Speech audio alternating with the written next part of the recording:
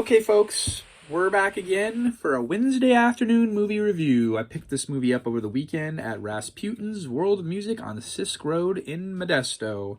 1975, directed by Sam Peckinpah.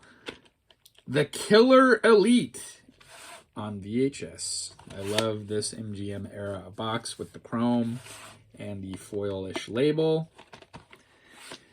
This movie is rated PG. It could have been rated R.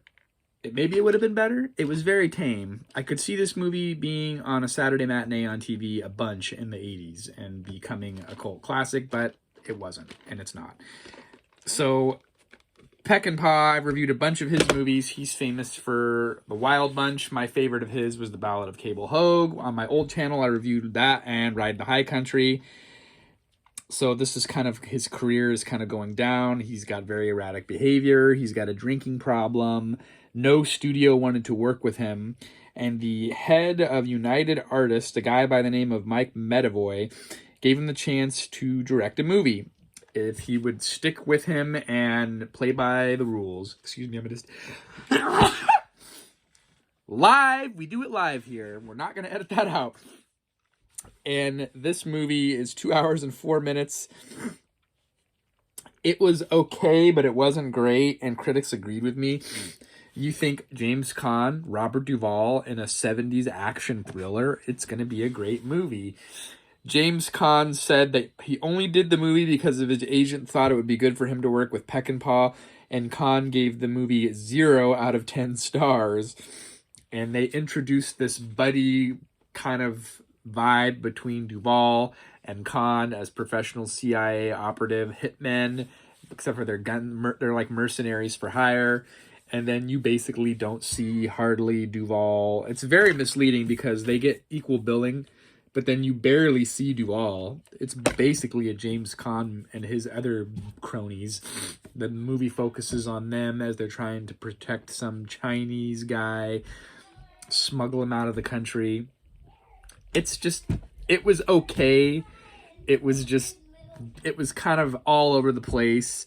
It didn't really pique my interest. I found myself scrolling on my phone. It didn't draw me in. There was no tears shed like there was when I watched his film, The Ballad of Cable Hogue. It was just one of those 70s movies that I'm probably going to watch at one time. But I do remember this one scene because I've seen this movie before on Turner Classic Movies now that I think about it. The ending scene, they're in the Suisun Bay mothball fleet. And I do remember that. And it's important because this is one of the first American movies to feature ninjas in a film. So maybe it gets some credit for that. But overall, I'm going to go 3 out of 5 on this movie. Rotten Tomatoes average is 60%. IMDb is 6 out of 10. No one has reviewed it on Google. So maybe I'll be the first one to give it a 3 out of 5. Jerry Fielding soundtrack. He does a great job. We've done a lot of movies of his recently where he's done great jobs on the soundtrack. His soundtracks are always very similar, whether it's Alien or that movie The Edge that I recently reviewed. The screenplay was adapted from a novel called Monkey in the Middle that was written by a guy named Robert Sid Hopkins. After the movie came out, they renamed the book Killer Elite to kind of be the book that goes with the movie. It had a $5 million budget. I couldn't find box office totals anywhere, but it wasn't really a popular movie because I'd never even really heard of it until I found a copy at the record store. That's pretty much it. I don't really have a lot to add. James Caan's character is injured in the very first 10-15 minutes of the movie, and he hobbles around with the cane the rest of the movie and uses it.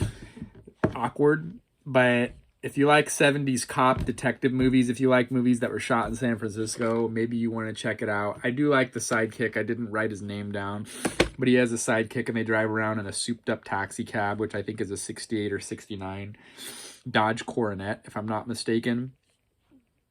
It just... one of the reviews that I read, they felt like this movie was a Peckinpah selling out, and it was just kind of some fluff movie with no deeper message like some of his other movies that had deeper underlying moral messages. This just felt like a fluff movie. I could say that there was some moral messages in this movie.